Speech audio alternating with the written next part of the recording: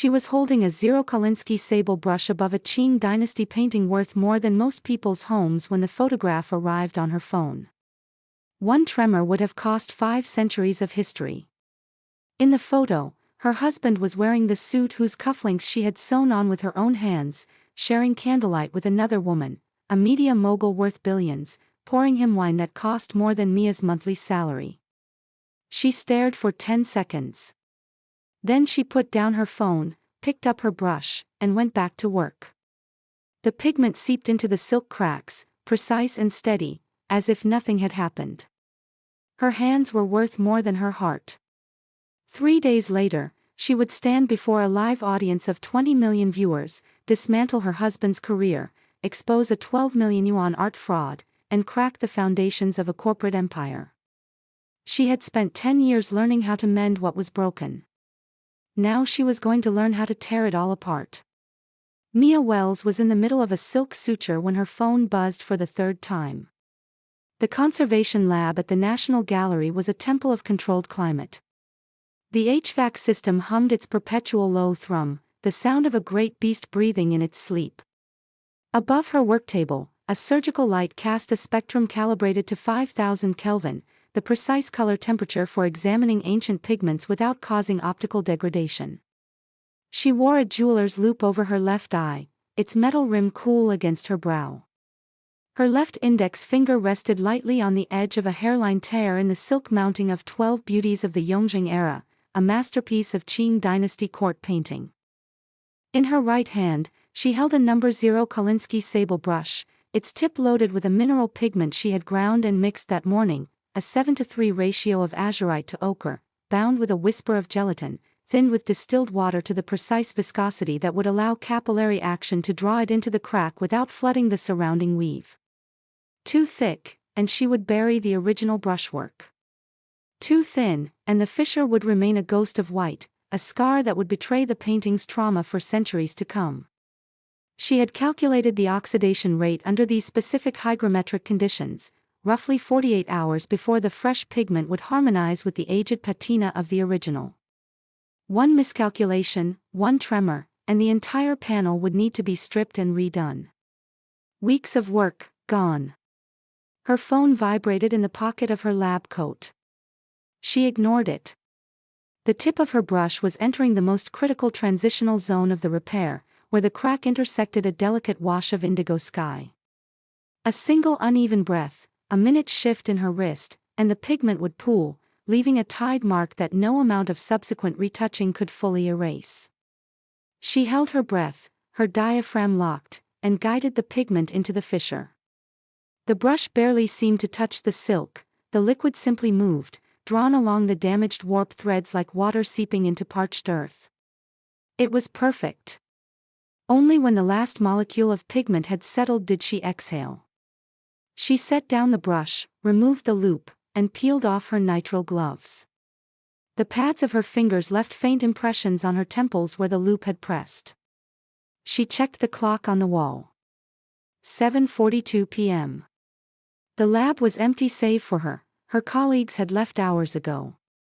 Through the reinforced glass of the climate-controlled storage vault, she could see the spines of archival boxes lined up like sleeping sentinels. She reached into her pocket and pulled out her phone.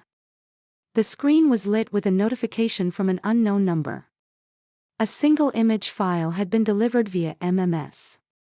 The preview was small, blurry at first, but she recognized the thumbnail instantly. Her thumb hovered over the screen, her breath catching for a fraction of a second. She tapped it open. The photograph resolved into a high-resolution image of an intimate dinner at a restaurant she knew well, a French place called La Cerise on the south side of the city, the kind of establishment that required a reservation 2 weeks in advance and had no prices on the menu. Ethan had mentioned it to her a month ago, offhandedly, as they were falling asleep. "We should go when things settle down," he had murmured against her hair. "I hear the foie gras is life-changing." In the photo, Ethan was wearing the charcoal gray bespoke suit she had pressed for him last month. She recognized the cufflinks, vintage tortoiseshell, purchased from an antiques dealer in the old city, the one who specialized in Qing dynasty jewelry. She had sewn them onto his shirt cuffs herself because he kept losing the original buttons. He was leaning forward in the banquette, his elbows on the table, his posture one of easy, practiced intimacy.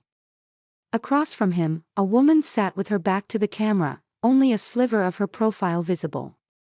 The line of her jaw was as sharp as if carved with a scalpel, her skin was the shade of unglazed porcelain.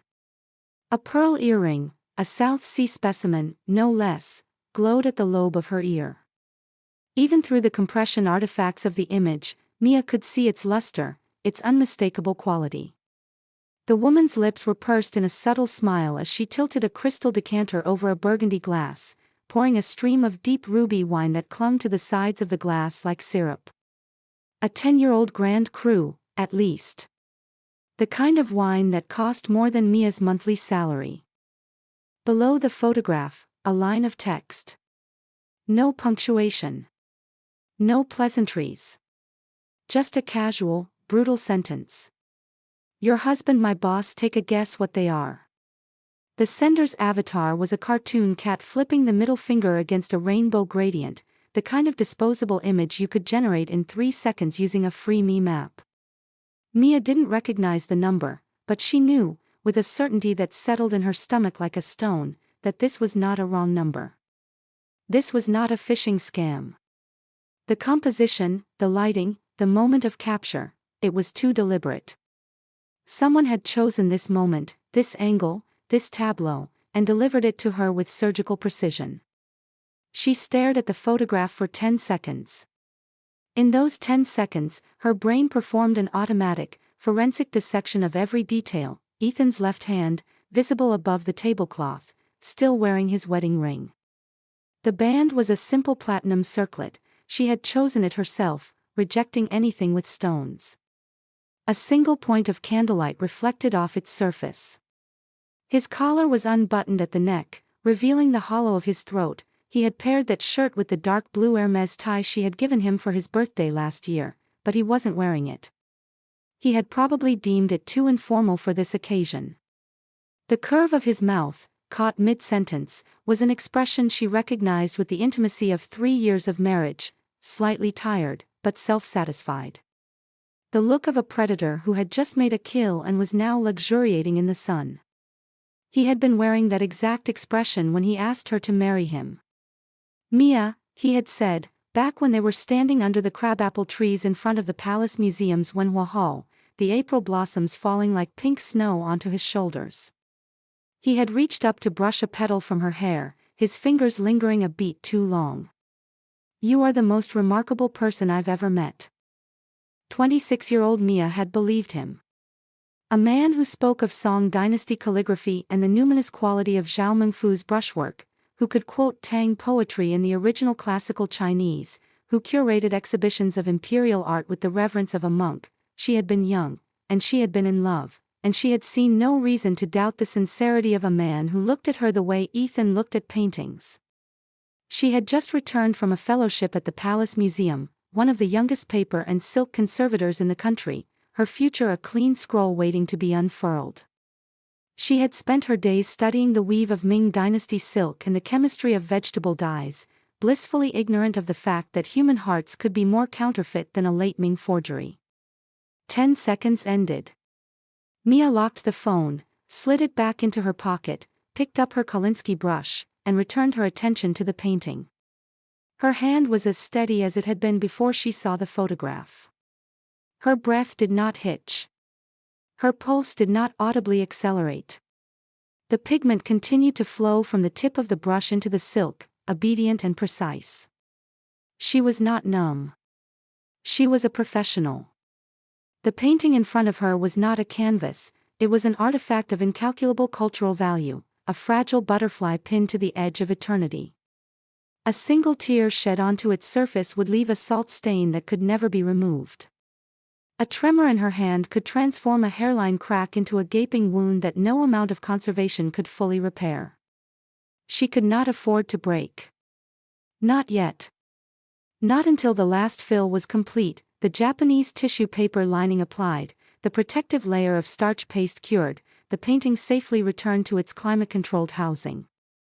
Then, and only then, would she allow herself to fall apart? By the time she finished the final repair and trimmed the Japanese tissue reinforcing strips with a bovine horn spatula, it was 9:47 p.m. She was alone in the lab. Her colleagues had all gone home.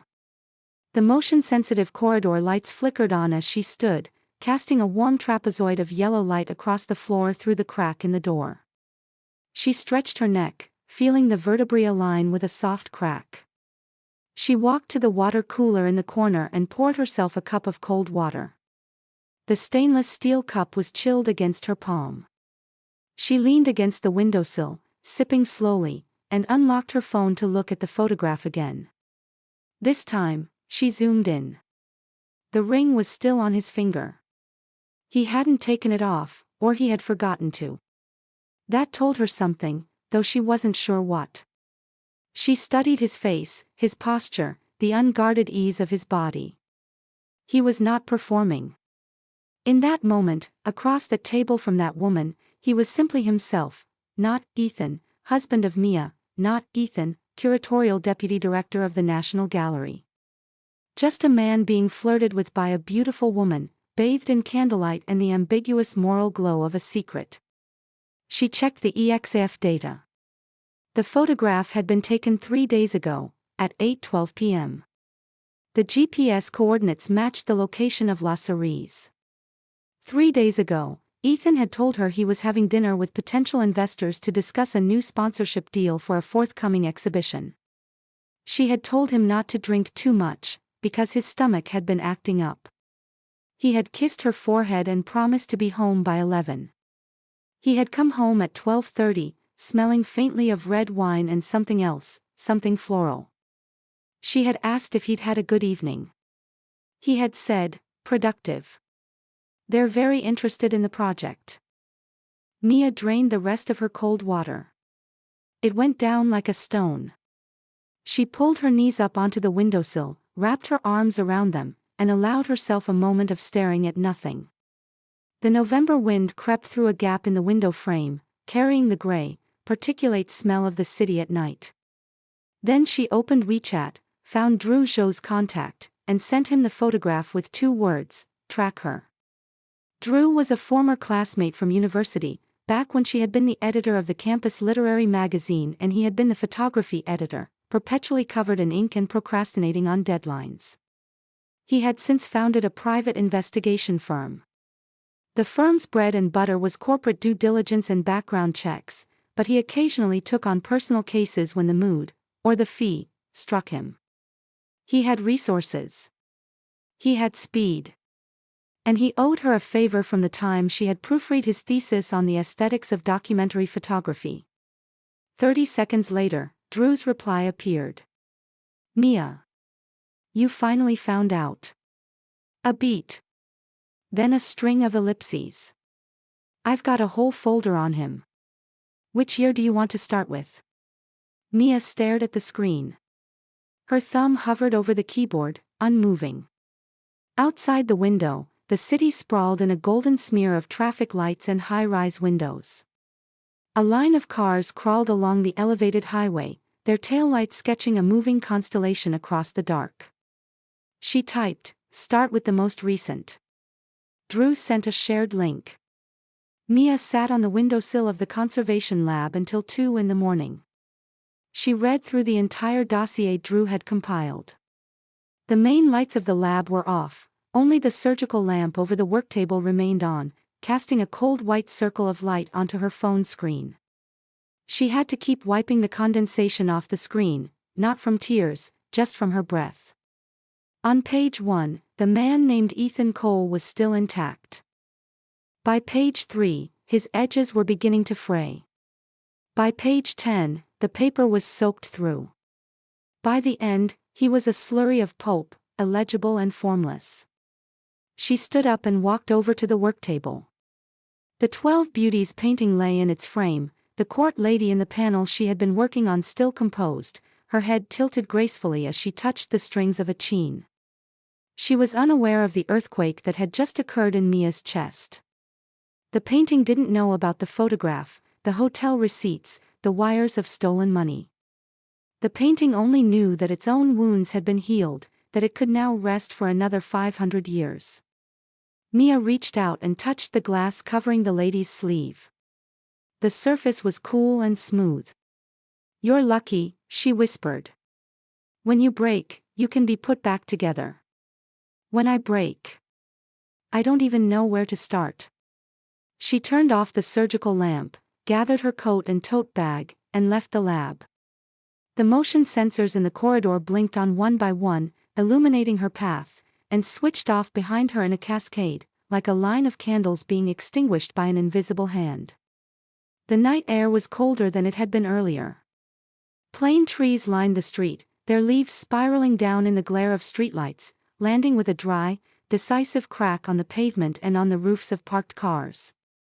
Mia pulled the collar of her trench coat tighter and walked slowly along the avenue of plane trees. Her phone buzzed. Drew's last message, "You okay?" She didn't reply. Instead, she pulled up the number of the sender, the cat with the middle finger, and typed a message. "Thank you for telling me. See you at the press conference." She saved the contact with a single-character note, source. She didn't know who they were. She didn't know their agenda. But the photograph was real, the time stamp was accurate, and she was grateful for the truth, however brutal its delivery. As for what the sender wanted her to do with that truth, she'd worry about that later. A knife didn't care who was holding it. A knife only cared whether it was sharp enough to cut. 3 days later, Drew appeared at the coffee shop next to the gallery with a stack of documents as thick as a dissertation. They sat in the back corner, shielded from the rest of the cafe by a massive fiddle-leaf figure. It was 10 a.m. on a Thursday, and the place was mostly empty. Drew wore a gray hoodie, his hair a bird's nest, dark circles under his eyes betraying multiple sleepless nights. He ordered a double-shot iced Americano and pushed a clear plastic binder across the table to Mia. "Start with the first page," he said. "Then we can talk." Mia pulled the binder toward her. The first page was a bio. Serena Bai, 32, founder and CEO of Shenhua Media Group. The summary was a litany of achievements: graduated from the Communication University at 22, founded her first production company at 23, consolidated 3 companies into the Shenhua Media Group at 26, closed a series of funding round at 28, Series B at 30 with a 4-fold valuation increase. The group now controlled 3 film studios, 2 multi-channel network marketing agencies, a cinema chain, and a roster of 47 contracted artists. Annual revenue for the previous year, 730 million yuan. Net profit, 190 million. She had just acquired a large plot of land on the eastern side of the city for a film and entertainment complex with a total investment budget of 1.5 billion yuan. The media had called her the First Lady of the Entertainment Empire. A headshot was attached. Serena Bai in a white pantsuit, hands folded on a conference table, a faint smile on her lips, her eyes sharp and clear, the kind of gaze that could cut through polite conversation and see exactly what you were hiding. She was, without question, beautiful. Not in the soft, approachable way Mia was. Hers was a beauty that came with edges, a beauty that made its own rules. Mia turned to the second page. Business registration documents. Serena Bai's holdings included a cultural investment company registered in Hainan province, nominally represented by a man named Hong Chen, but with an annotation showing Serena Bai as the beneficial controller. Nothing remarkable on the surface. But Drew had circled one entry in red ink: 3 wire transfers totaling approximately 4 million yuan, flowing between this shell company and Tiancheng Culture Investment Group, dated between August of the previous year and June of this year. Tiancheng Culture Investment Group. Mia recognized the name. 3 months ago, Ethan had resigned from his position as deputy curator of exhibitions at the National Gallery and joined Tiancheng as vice president. She turned to the third page. Serena Bai's social graph. A web of connections radiating outward from her name: artists, directors, investors, media executives, government officials. One line had been highlighted in fluorescent orange by Drew, connecting Serena Bai to Ethan Cole. The annotation, first meeting, September 12, 2023, charity auction gala. Mia's finger paused on that date. September 12, 2023. She remembered that night. Ethan had been invited to attend the charity auction on behalf of the gallery. She had planned to go with him, but a last-minute shipment of Qing dynasty letters had arrived at the gallery, requiring an immediate preliminary authentication. She had been stuck in the archive room. "No problem," Ethan had said, kissing her on the forehead. "I'll represent us both. You get some rest." He had come home with a box of artisan chocolates from the auction, presented as a token of his success. She had eaten two, found them too sweet, and stored the rest in the fridge. Eventually, she'd thrown them out, stale and forgotten. The fourth page was a photograph from that evening, apparently downloaded from a news wire service. Serena Bai and Ethan were seated in the front row, one empty seat between them. But Serena's body was angled slightly toward Ethan, and Ethan's head was tilted a fraction in her direction. In the frame, they looked like two magnetic poles being drawn together despite the distance. Serena had won a bidding war that night for a contemporary oil painting titled Undercurrent, by a young artist who was gaining notoriety. The hammer price, 3 million yuan. Drew had scrawled a note in the margin. The painting appeared in Ethan's private office at Tiancheng the next day. Officially, it's on corporate loan to the gallery. Unofficially, it's hanging directly opposite his desk. He can see it every time he looks up. Mia remembered that painting. Ethan had shown her a photograph of it on his phone, telling her it was a loan from a major corporate client. She had studied the image and given her professional opinion: strong brushwork. Very controlled palette. The artist seems to be holding something back. Ethan had agreed, smiling, and put his phone away. She had not, at the time, paid any attention to the date on the painting, July 2023. 2 months before the charity gala. 2 months before Ethan met Serena Bai. The title was Undercurrent. The irony was almost too perfect. She turned to page 5. Hotel records. A list of 12 different properties, spanning 14 months, from October of the previous year to October of this year. Some were one-night stays, others were 2- or 3-day weekends. The frequency started at once every couple of months, then accelerated to 2 or 3 times a month. The hotels ranged from luxury international chains to boutique design hotels, all of them upscale. One of them was the Four Seasons, where Mia and Ethan had spent their first wedding anniversary. They had promised each other they'd go back every year. The second anniversary, Ethan had suggested staying home. Hotels are so impersonal. "Let's just cook something nice here." She had cooked. She had made his favorite braised short ribs. She had waited for him for 2 hours. He had blamed traffic. Page 6, page 7, and page 8. Credit card statements. Wire transfers from the joint household account, the account Mia had been dutifully depositing her salary and project bonuses into, to a name she didn't recognize. The total, nearly 800,000 yuan. Over half of that had come from Mia's own earnings. She had been saving for a larger apartment. Ethan had told her they were doing fine, just a little tight this month. For her birthday, he had given her a box of supermarket chocolates, the kind with foil wrapping and generic gold text, filled with hazelnut praline. She didn't like hazelnut. He had said, "Money's a bit tight right now, but I'll make it up to you at the end of the year."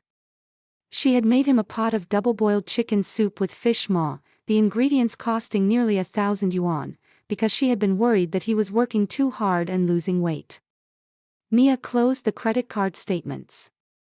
Drew watched her from across the table, his body coiled like he was ready to intercept a flying coffee cup. She didn't throw anything. She didn't even raise her voice. "What else?" she asked calmly. "Show me everything at once." Drew reached into the bottom of his bag and pulled out a final document. A printed press release for the 5th anniversary celebration and strategic partnership announcement of Xinhua Media Group. The event was scheduled for the following Thursday, 2 p.m., at the Park Hyatt's Grand Ballroom. The press release listed 36 media outlets in attendance, with a full live broadcast on 7 streaming platforms. "I made a few calls," Drew said, lowering his voice. "The main event is the strategic partnership with Tiancheng. But the real showstopper is the finale. Serena Bai is going to make a personal announcement at the end. Officially, it's under wraps. But I have a source at the hotel's events team who saw the staging plan. There's a double entrance setup, a massive floral arch at the center of the stage, with 2 spotlights converging at the middle." Mia was quiet for a moment. A floral arch. A double entrance. A personal decision announced on a corporate stage. It didn't take a genius to assemble the picture. "She's going to go public with him," Mia said. "On a live broadcast watched by millions. She's going to announce my husband as her life-changing decision." Drew said nothing. Mia looked down at the press release. Clean white paper, crisp typography. Serena Bai's name, her photograph, the Xinhua logo. The slogan at the bottom, "Marching together into the future." The future. The word felt absurd to her now. She had believed she and Ethan had a future together. But his future had already been drawn on a different map, a map paved with 3 million yuan paintings, 800,000 yuan in gifts, and 14 months of hotel reservations. She laughed. It was a quiet, closed-throat sound that made Drew's skin prickle. He had known Mia for more than a decade. He had seen that laugh only twice before. Once in college, when the university had cut the funding for their literary magazine and she had gone directly to the chancellor's office and emerged 40 minutes later with double the original budget. And once 2 years ago, when a heavily damaged Qing dynasty silk scroll had been delivered to her lab, deemed unsalvageable by every other conservator in the city, and she had spent 4 months bringing it back to life and stood in front of the restored scroll with that same expression. The expression that meant, she had already figured out the perfect response, and it was going to be devastating. "Good," she said, tucking the documents into her bag. She stood and patted Drew on the shoulder, her palms steady and dry. "Thanks for the legwork. I'll wire you the fees." "Wait." Drew grabbed her arm. "What are you going to do? Tell me. I'll help you plan. Don't do something reckless." "Reckless?" Mia turned back to him. Her expression was placid. "Do I look reckless to you?" She was wearing a cream-colored turtleneck and her gray trench coat, her hair pulled back in a low ponytail. She looked exactly like the same woman who stood over a work table for 10 hours at a time, mending tears in fabric that was older than her country. But Drew, who had seen her at her worst and her best, knew that this was the most dangerous version of her, the version that was calmest when everything inside her was screaming. "I've been a restorer for 10 years, she said. "What I do best is remove things that don't belong, without damaging the whole. A cheating husband is no different from mold on a painting. If you leave him there, he spreads. He rots the whole thing from the inside. And if you wait too long, you can't cut him out without destroying the canvas. So you cut while the cut is clean." She turned and pushed open the cafe door. A gust of cold air swirled in, carrying a handful of dead leaves that skittered across the floor before the door swung shut behind her. Drew sat alone in the corner, his iced Americano diluted to a pale brown sludge. He stared at the empty seat where Mia had been sitting for a long time.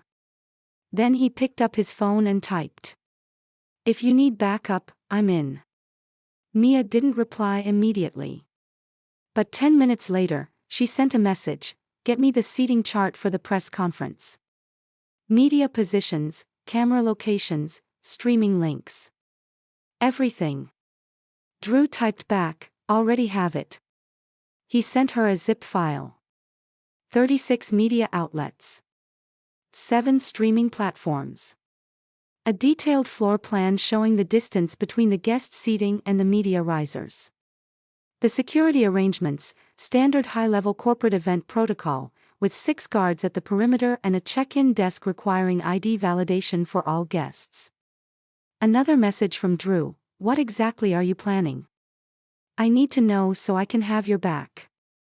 Mia's reply was 4 characters: retribution. Drew stared at the word, then put his phone face down on the table, leaned back in his chair, and exhaled heavily. He had a feeling he wasn't going to sleep well for the next few days. The next 4 days, Mia took annual leave. She hadn't taken a single vacation day in 3 years at the gallery. Her department head, surprised, asked if she was feeling unwell. She'd smiled and said she had some personal matters to attend to. He'd nodded, told her not to worry, and mentioned that there was a batch of Song Dynasty sutras awaiting her return. Day 1, Mia went to the bank. "What can I do for you?" the clerk asked. "I need to transfer all my personal savings and investments to a new account," she said, "and adjust the permissions on my joint household account." "What kind of adjustment?" "Remove the co-holder's ability to make unilateral transfers above a certain amount. The account is registered in my name. I'm the primary account holder." The clerk checked the system, confirmed the registration, and executed the transfer. When the SMS notification arrived, Mia looked at the balance on her new account. It wasn't a fortune. Her salary as a gallery conservator was modest, but she had supplemented it with contract work, training courses, and private authentication consultations over the years. Almost $40,000, in local currency equivalent. Of that, nearly $20,000 had been siphoned off over the past year. What was left, she locked down under her sole control. She set the new card's PIN to a number she would never forget, 0407. The date of her wedding anniversary. Not to commemorate it, to remind herself that from this day onward, that date belonged only to her. Day 2, Mia went to the old city. Deep in a narrow lane in the southern district, tucked between a noodle shop and a closed-down hardware store, was a door with no sign. The 2 wooden panels were perpetually half shut. A passerby could walk past it 100 times and never notice it.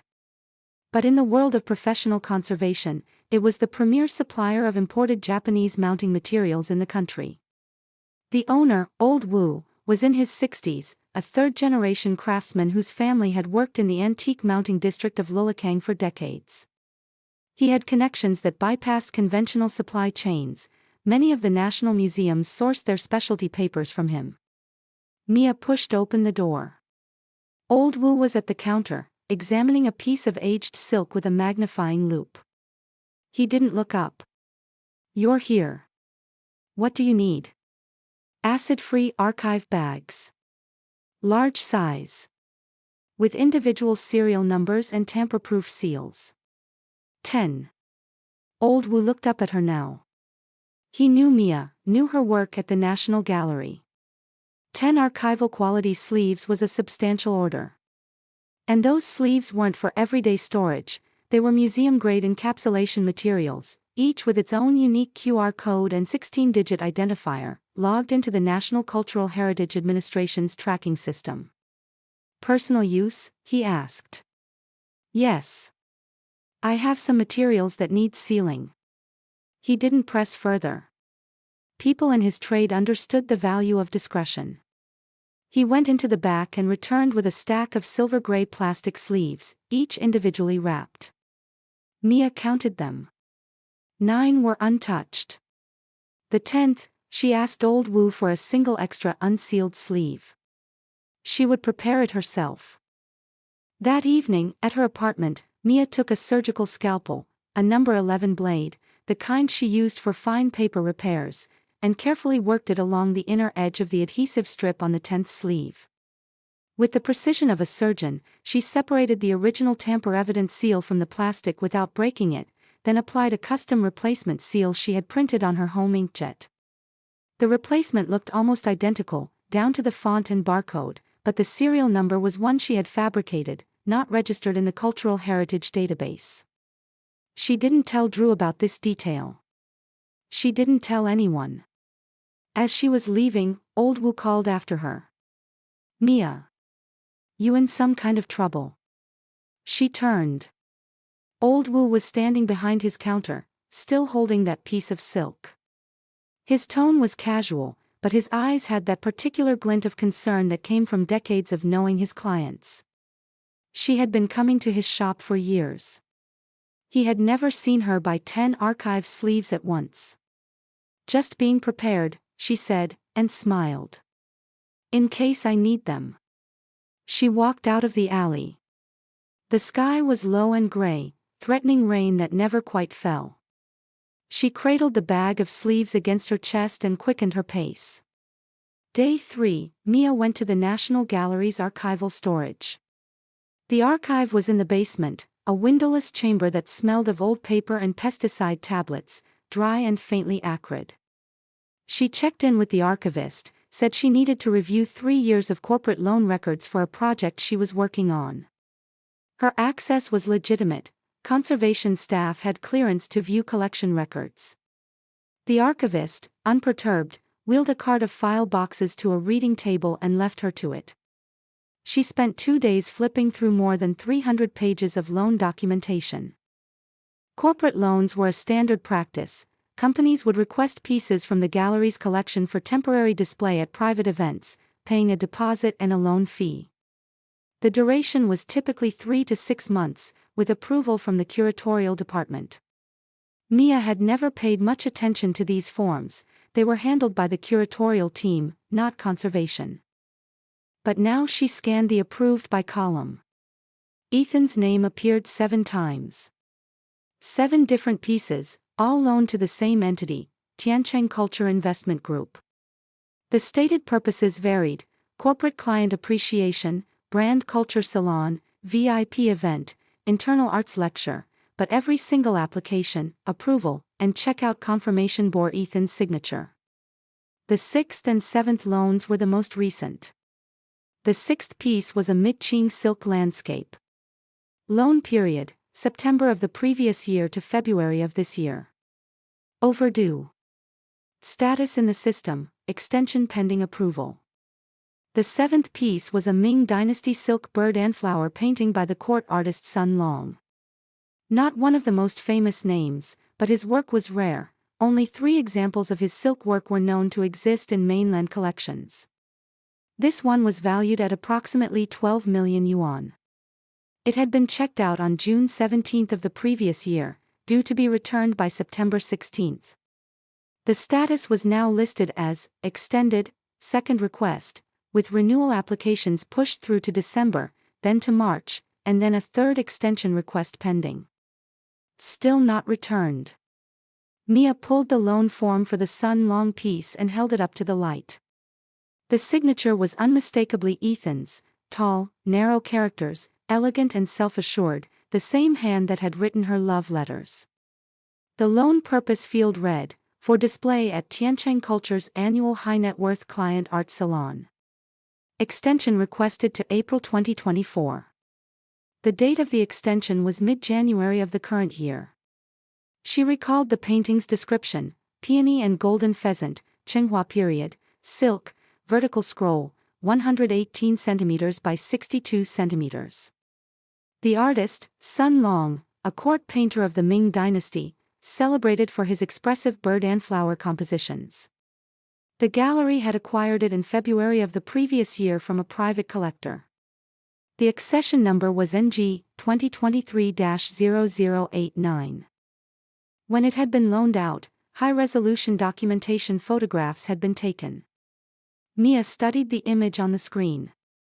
The colors were vivid, the pheasant's posture lively, the peony petals layered and lush. The silk had the soft, warm yellow-brown hue of natural aging. Everything looked, at first glance, authentic.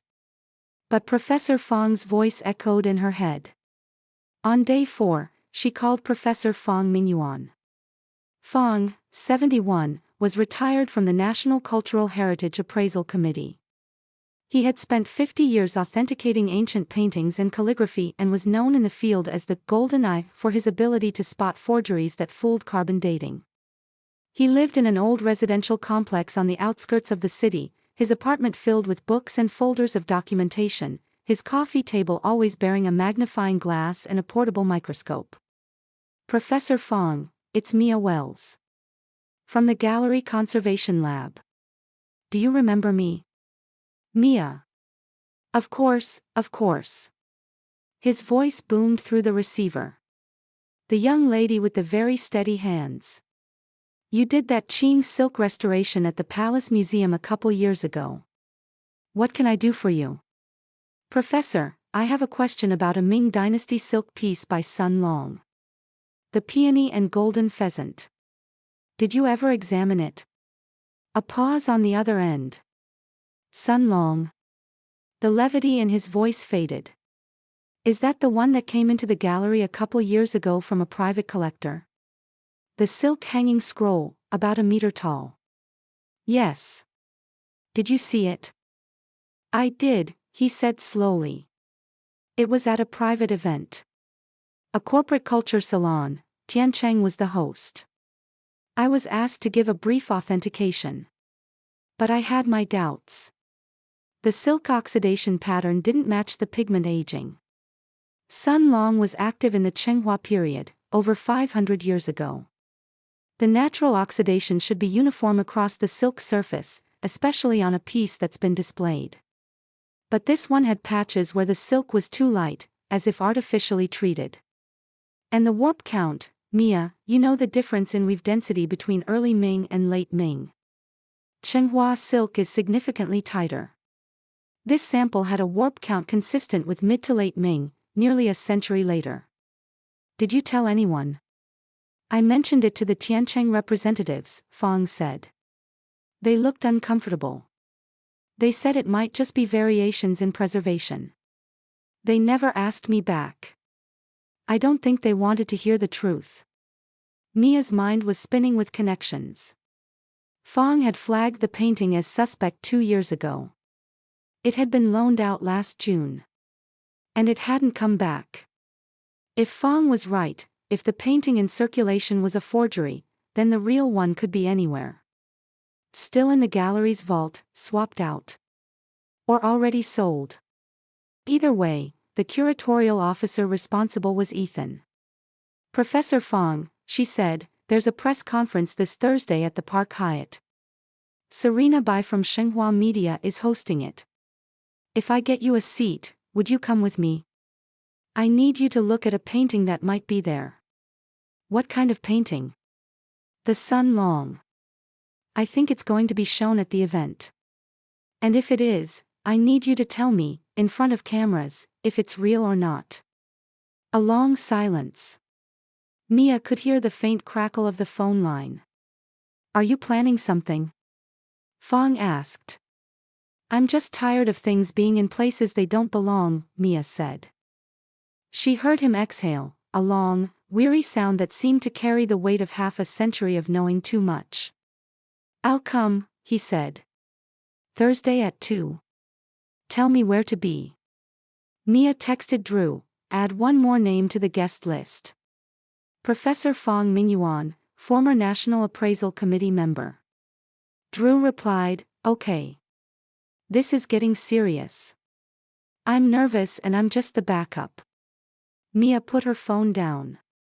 She stared at the ceiling for a long time. A thin crack ran from the light fixture to the corner of the room, a small fissure in the plaster.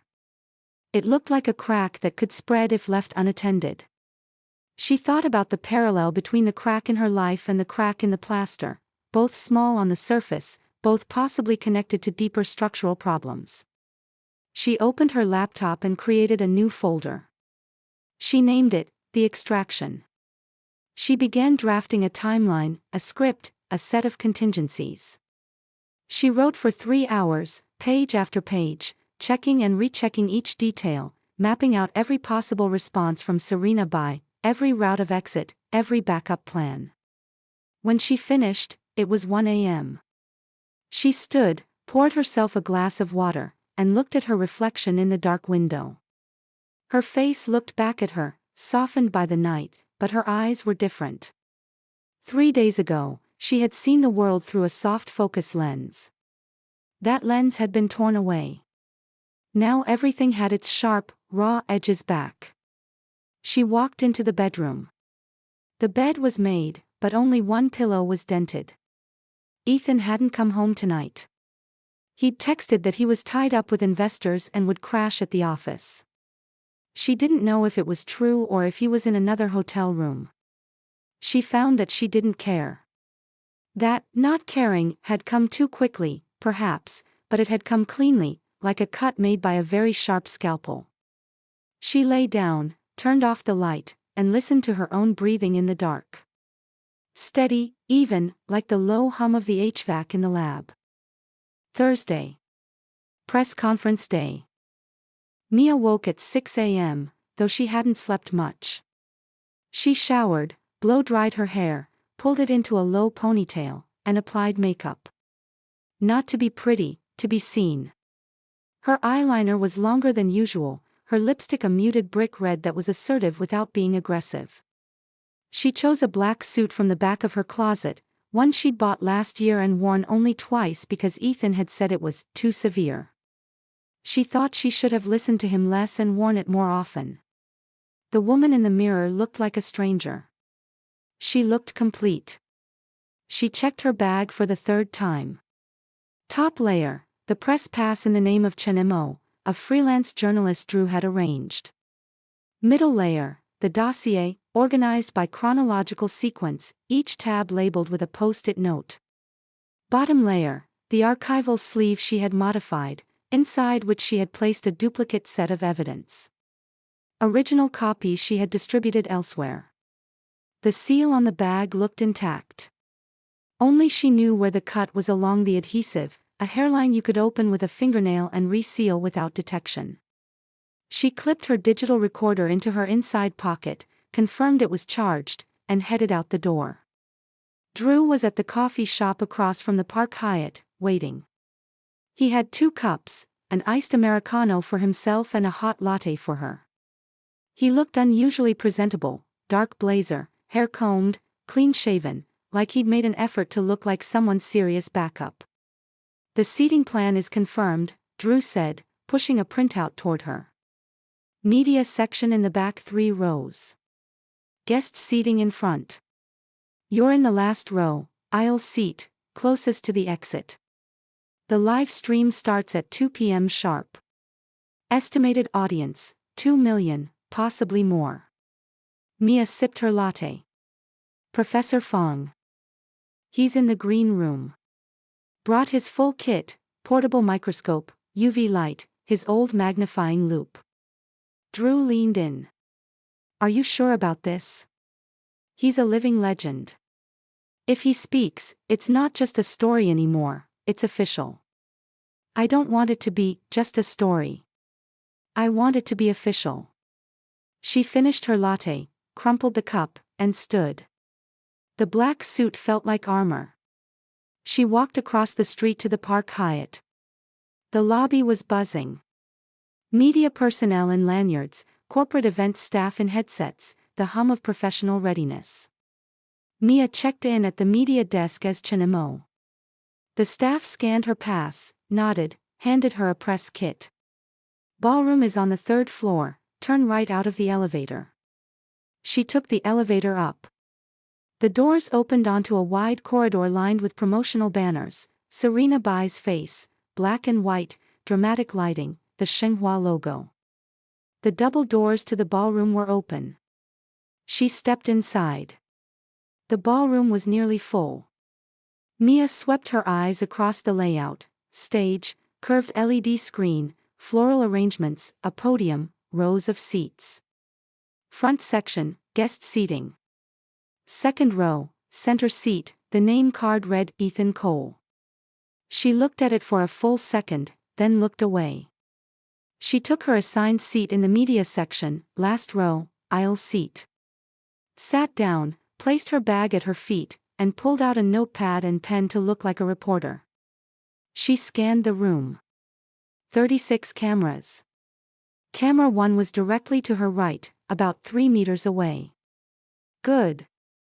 The room dimmed at 2 p.m. A spotlight hit the center of the stage. Serena Bai entered from the side, in a white silk gown, a diamond phoenix brooch at her collar. She was stunning. She smiled, took the podium, and launched into her keynote address. For 40 minutes, the event proceeded smoothly. Strategic partnerships, corporate vision, cultural investments. The LED screen displayed promotional videos, flashing logos, soaring orchestral music. The audience applauded at the right moments. Now, Serena said, her voice dropping to a warmer register, I'm going to share a personal announcement. It's not about business. It's about someone who has changed my life. The second spotlight came on, tracking to the guest seating. Ethan Cole stood up, smoothed his suit, and started walking toward the stage. Mia reached into her bag. Her fingers touched the cold metal of the digital recorder and the plastic sleeve of the archive bag. She detached the external microphone from the camera next to her. The cameraman was focused on the stage, not looking, and plugged in the wireless transmitter Drew had given her, the one tuned to the ballroom's PA system. The microphone icon on the camera display flickered and settled. She stood up. Ms. Bai. Her voice came through the ballroom speakers, clear and distinct. The room turned. All 36 camera lenses swiveled to the back row. The live stream cut to her standing in the shadows, black suit, a transparent archival bag held against her chest. Before you introduce Mr. Cole, she said, I have a few questions. Serena's smile froze. For a fraction of a second, the polished professional facade flickered. She recovered quickly. The Q&A session is at the end. My questions are about the peony and golden pheasant. The room seemed to go into deep freeze. Ethan stopped mid-stride on the aisle. He turned, slowly, and stared toward the back of the room. The spotlight on him illuminated every micro-expression on his face, confusion, disbelief, and then something colder. Recognition. His mouth opened, but no sound came out. Mia met his gaze and smiled. It was a clean, professional smile. She raised the archive bag. Mr. Cole, as Vice President of Tiancheng Culture, and as the former curator who signed out 7 important pieces from the National Gallery, could you tell us where the authentic peony and golden pheasant is tonight? Silence. Absolute, complete silence. Then, chaos. What the hell is this? Someone shouted. Is she saying the painting's a fake? Who is she? Get cameras on her. The shutter clicks came like rain on a tin roof. The live stream comments exploded, a torrent of emojis and exclamations. The view count ticked upward. 2 million. 3. 5.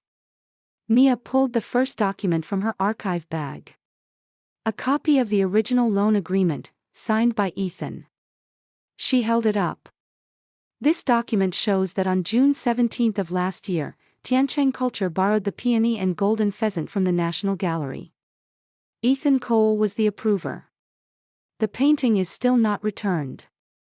3 extension requests have been filed. None have any valid reason. She pulled the second document. This is a preliminary authentication report from Professor Fang Mingyuan, former senior appraiser for the National Cultural Heritage Appraisal Committee. Professor Fang, who is here with us today, has examined the work currently on display at Tiancheng and concluded that it is a modern-era forgery. Professor Fang, seated in the guest section, gave a small nod. He didn't stand, but the nod was captured by every lens in the room. So I ask again, where is the authentic painting? Was it sold? Who profited? Serena Bai's composure cracked. She turned to the stage manager and made a sharp gesture, cut the feed, but it was too late. The last 5 minutes had been logged, clipped, and reposted thousands of times. The hashtags were exploding. Hashtag Serena Bai scandal, #PeonyGate, #Ethan Cole cheated. This woman is clearly here for personal reasons, Serena said, her voice tight. Security. Personal reasons? Mia tilted her head. 14 months, 12 hotels, nearly €1 million in gifts, and a planned public announcement at your own event. That's not personal. That's a conspiracy. She pulled out another stack of documents. Hotel records, bank statements, credit card receipts. Do you want me to read the dates, Ms. Bai? December 24th, last year. Christmas Eve. You booked a suite at the Four Seasons. That same night, Ethan told me he was working late. Her voice grew quieter, but the microphone carried it to every corner of the room. I believed him. Because I believed I had married a man I could trust. The vulnerability in that statement was more devastating than any accusation. The room felt suddenly, palpably divided. The sympathy swung to Mia like a tide. Ethan found his voice. Mia, let's go somewhere and talk about this. It's a misunderstanding. A misunderstanding. Mia's voice cut sharp and cold. 12 million yuan in artwork is not a misunderstanding, Ethan. It's either theft or fraud, and you're the one who signed the papers. She pulled out her digital recorder and pressed play. Through the PA system, Ethan's voice, clear as a crime scene photograph. The painting's still at Ms. Bai's place. They have a high-end client event next month. The room went silent again. The recording was devastating. It left no room for interpretation. Mia put the recorder away, sealed the evidence bag, and placed it on the table in front of her. Today, I'm not speaking for any institution. I'm speaking for myself. As a conservator. As a woman who was lied to. And as someone who knows that truth, like a well-restored painting, can last for centuries. She unclipped the media pass from her lanyard and placed it on the table. Then she turned and walked toward the exit. The door closed behind her, muffling the explosion of flashes and questions from the ballroom. She walked down the empty corridor. Her legs felt like they were made of wood. When she reached the emergency exit, she stopped, leaned against the wall, and let out the breath she had been holding for 10 minutes. Her hand trembled slightly. She clenched it into a fist until the tremor stopped. Her phone buzzed. Drew, you're a legend. The live stream has 10 million viewers. Serena's PR team is in meltdown. Where are you? Mia typed, back entrance. Need a ride. Fast. She walked to the back door and pushed it open. The alley was cold and gray. A gray SUV pulled up, and Drew waved from the driver's seat. She got in. The car pulled out just as hotel security emerged from the side entrance, looking for someone who was already gone. Where to? Drew asked. Mia leaned back against the headrest. Just drive. The city slid past. She thought about the evidence bag in her hands. About Professor Fong's small nod. About Ethan's face in the spotlight. About the cold, hard truth of it all. She should have felt triumph, but all she felt was tired. Then a text message came. From a number she didn't recognize. Good work. But the painting is just the beginning. You need to know the full chain. She stared at it. Another message, meet me. 8 p.m. South Lake Tea House. Come alone. I know where the real one is. Mia read it twice. Then she turned to Drew. Change of plans. Drop me at South Lake. Who is it? I'm not sure, she said. But they know about the painting. They might know the whole story. That night, Mia sat in the tea house by South Lake. Ethan arrived at 8:03, thinner and paler than 3 days ago. He ordered water. He didn't meet her eyes. I'm not the one who swapped the painting, he said. I signed it out as real. When it came back, it was already a forgery. Someone higher up made the switch. I covered it up because I was afraid of losing my job. And because Serena told me it wasn't a big deal. Mia studied him. Who's higher up? Ethan looked at her, then looked away. I don't have a name. But Serena has a handler. Someone connected to Tiancheng's investors. Someone who has the ability to influence the gallery's approval process. The painting swap was planned months in advance. I was just the pawn. Mia finished it for him. And the pawn is going to prison. I came to tell you the truth. The truth won't save you, Ethan. The truth is what's going to convict you.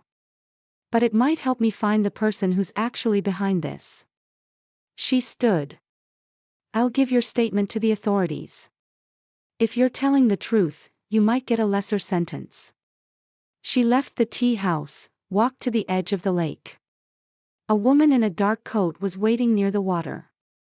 Mia Wells. I'm Agent Tanya Hart. National Cultural Heritage Administration. The evidence you've collected, do you still have it? Mia met her gaze. Yes. Good. Because the people responsible for that forgery are the same people who are trafficking high-value artifacts on a national scale. Ethan Cole and Serena Bai are just one branch. We need the full picture. Mia pulled the modified archival bag from her coat. Its tamper-evident seal appeared intact. She handed it over.